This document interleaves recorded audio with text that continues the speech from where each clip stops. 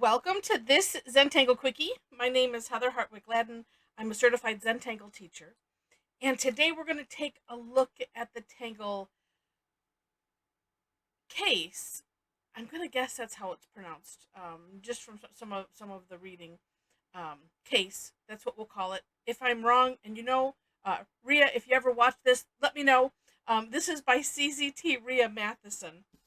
Really neat tangle. And actually, it was just released on tanglepatterns.com. So if you have not yet subscribed to Linda's newsletter, uh, make sure to do that because every weekday, I believe just about, you get a tangle to look at. Then she does some refreshers and some other things. It's nice. So you have a constant flow of tangles to play with. All right, this one is a grid pattern. Although you could, if you wanted to, have it be, a monotangle, just do one large, like I'm going to do. But I will show you what it looks like in a 4-square grid as well. This one starts off, however you're going to do it, with basically putting in, whoops, missed the corner there, an asterisk. So I'm starting and aiming for the corners. Going a little slower sometimes helps. So for me, I start with the cross, going diagonal, and then here's a trick, so that way you don't do this and miss the corner. I will come from the center once you have that X, and then come out straight from that center, so that way it's not drawing a straight line and whoopsie, missed. I mean, there's still, things that can happen when we're drawing freehand. Life happens, and it's okay. All right, because it's Zentangle, and there's no such thing as a mistake in Zentangle. All right, next step. We're going to start picking up. And so I'm going to start here, and coming from this tip, I'm going to go to the right diagonal line here, and I'm basically going to divide this triangle in half. Then turn the tile, staying in the same direction, do the same stroke. And I like that we're just cutting it in half or close.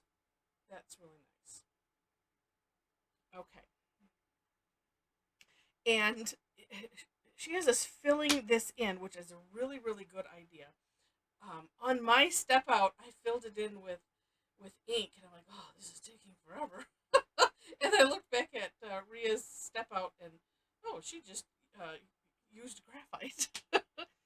You can use whatever you want, or you can decorate it however you want.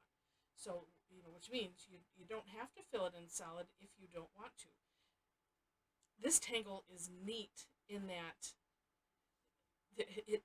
it divides the space up so nicely that you have all of these neat spaces, whether you want to decorate with textures or tangles, or just if you want to add colors, you can do that as well, of course. The inspiration, if you look at the link that I list under for more inspiration, and that's why I do it, it shows the inspiration, and it is a piece of stained glass, and it's really, really neat.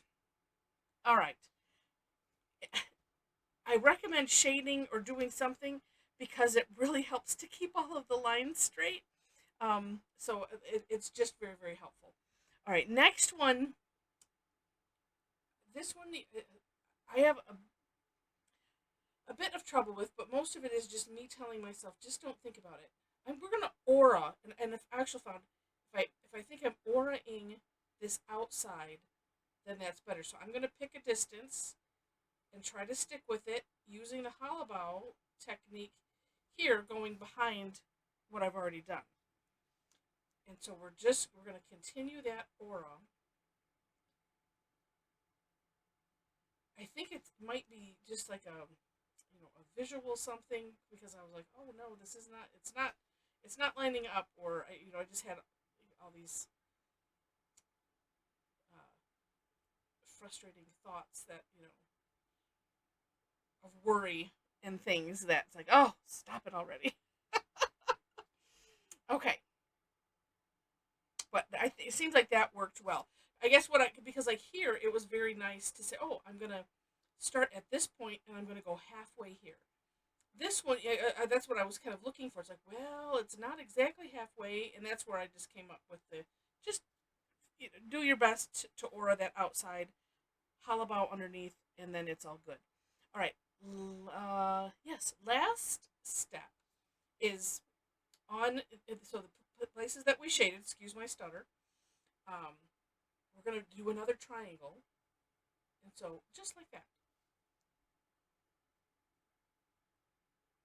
And that one, I think I'm gonna come back. I'm gonna fill that one in with the black. Yeah. Yes. Um, because it gives a neat look. It reminds me a little bit. I guess this would be more of a like a squared uh, version of Phi Cops, and it's really just because of this where this looks like it's kind of tucked over. So if we put angles on Phi Cops, it just made me think of that. All right. So then, obviously, there are tons of places where you can decorate. I'm gonna do what I did in my step up because I kind of liked it, and that is, I'm gonna leave the these big triangles, just the natural tile color, and I'm gonna aura this line of these little triangles. And do look at again the for more inspiration link because she does have some very nice samples on there, so it could give you some ideas on not only how you might want to use it, but how you might want to decorate it. And I'm attempting to use a light touch, so the lines are a little wiggly, which is nice because then it's you know versus these very deliberate lines. Actually, it's really somewhere in between. But anyway, neat tangle, and here it is in a 4 square, so you can get an idea of the meta shapes that happen when you put it in a larger grid pattern.